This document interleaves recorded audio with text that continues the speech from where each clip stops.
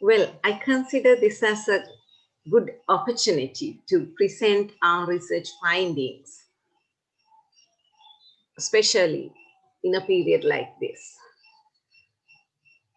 Let me continue with my small research. Perceptions on online learning during the COVID-19 homestay, a preliminary study conducted with my colleague Adashini Elsa. Well, in talking to the background, we have faced several pandemic situation, epidemic situation throughout our history. For instance, Spanish flu 1918, then again came 2002 SARS, MERS in 2012, we faced Ebola 2014, and at the latter part of 2019, it's COVID-19 or Corona, which started from Wuhan. And during this pandemic situation, countries were locked down. In our country, we faced this situation exactly on 12th of March. All the educational institutions were closed. And as teachers, we were shocked when thinking of continuing the education. The only precaution was to introduce tele-teaching and learning, is through online learning or e-learning. Well, you see, with this situation, we really wanted to see how Sri Lanka can transform to this educational system. COVID started from Wuhan. Wuhan was the place where I got my higher education. You can see the background is very significant. It's Yellow Crane Tower in Wuhan. I had the urge to search how well these Chinese people face this haphazard situation. They are very skillful people. Then they were the first victims of COVID.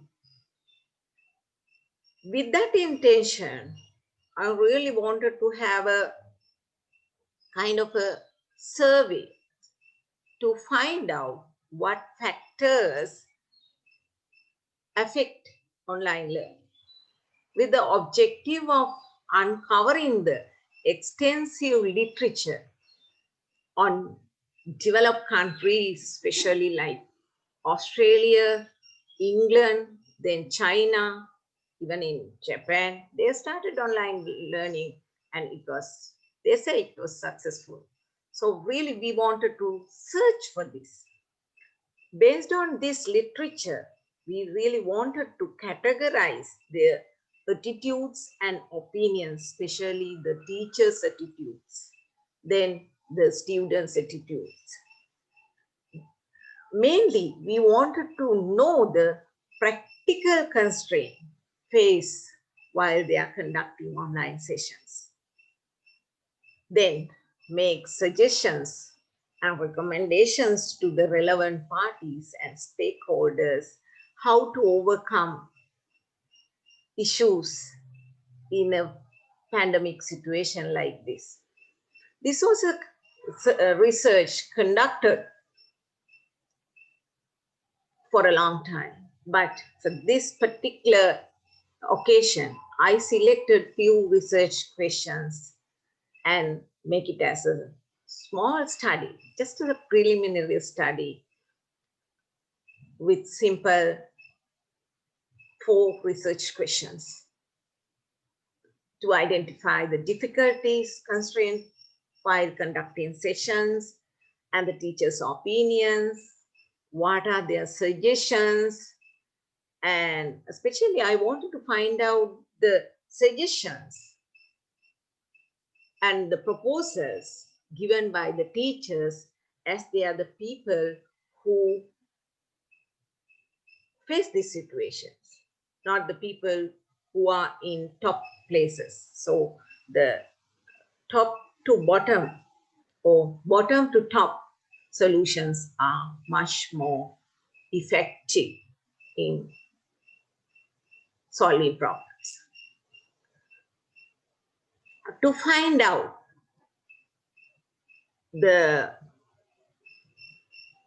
information, we selected a sample of 200 teachers through social media. Actually, it was a FB promotion, a questionnaire thrown to FB group of government teachers consist of 30,000, but still 200 reply. Out of them, 147 female and 53 males. Moreover, to support this idea, 10 interviews were conducted and 10 classroom observations were done. The quantitative data was analyzed through Excel sheets and SPSS, but the qualitative data was done manually plus the Atlas T software. The analysis says it's interesting to identify the perceptions of teachers. And like here in this sample consists of more teachers, 2 principals, 2 teacher educators, and 1 university lecturer. Almost all these are teachers, 147 and 53 males. Some says they do not like, but some says online education is possible. That is 25% they said if they are provided the support, it's possible enough. If they are supported with technology, they say that more than 34 teachers, actually they said they are negative, but they said it's possible to conduct sessions if they are provided with support from the university and the administrations. Well, of course, you look here, they have the teachers, I mean 130 teachers, once they consider their attitudes, they were positive. Then some teachers, they like, 25 teachers, they like online learning. Some says 26, they say they like and it is possible. Some says if they are provided the support, they are ready to do it. And technology support is given.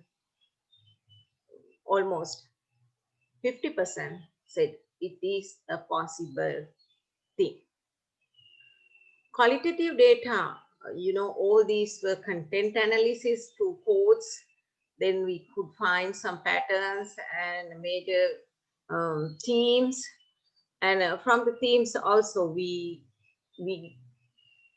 collected all these interviews and their opinions, and then we analyzed and calculated them into quantitative data and tree graph.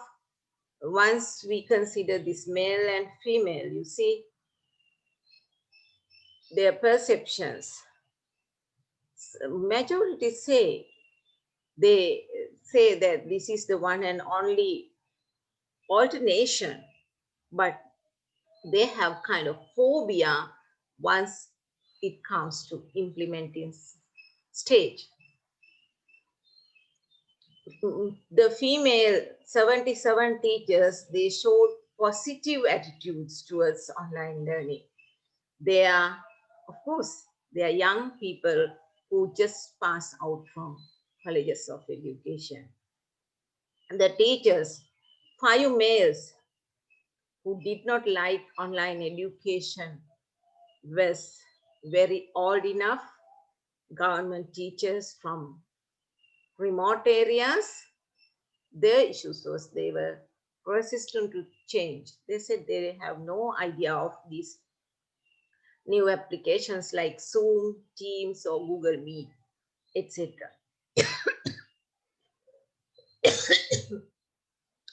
The Analysis of the interview schedules also shows there's a negative impact of conducting online education. They came out with the fact of lack of strong internet connection, no good bandwidth and Wi-Fi facilities. Even they do not have smartphones, because this Zoom link has to be sent via email or via WhatsApp. Even I found these are practical things we faced. One boy, I mean, he's a teacher, college product in Gol Nelu area. He had to climb up the coconut tree in order to open his WhatsApp. I was so shocked to hear. And there's one teacher from Ibagamua. She climbs up to her rooftop, her slab, in search of finding internet and Wi-Fi. Lot of issues.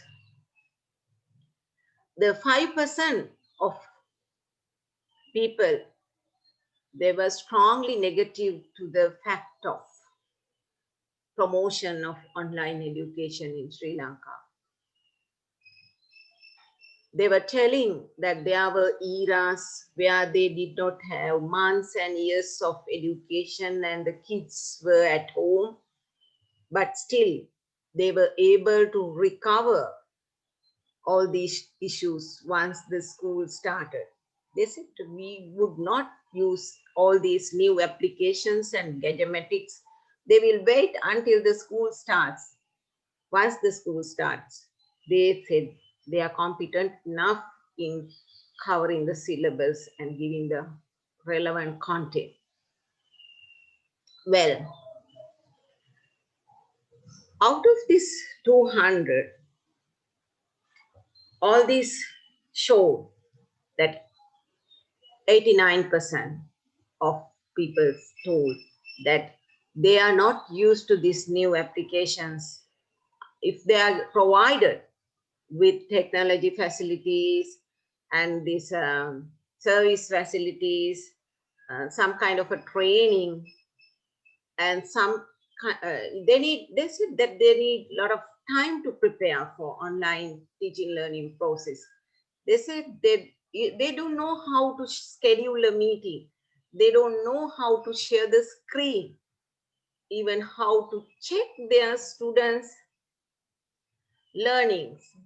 Some teachers from Ampara area, while I was conducting the discussion, she said some students, they just mute their mics and switch off the videos. They do some other work. They play games. So there can be this kind of mismatched things. Misconduct can occur. But one teacher was suggesting me the negative impact of this technology use. People in our country, our people have no idea, no exposure to this cyberbullying and internet hackers, etc. There are certain things to be addressed in future research. So thank you for listening to my small research, which I conducted in a very short period. And if you have any question, please feel free to ask. We here wind up with our recommendation that Ministry of Education should have planned to face this kind of hazardous situation. They have a plan to provide flexible internet packages free of charge by signing MOU with internet providers. Thank you very much.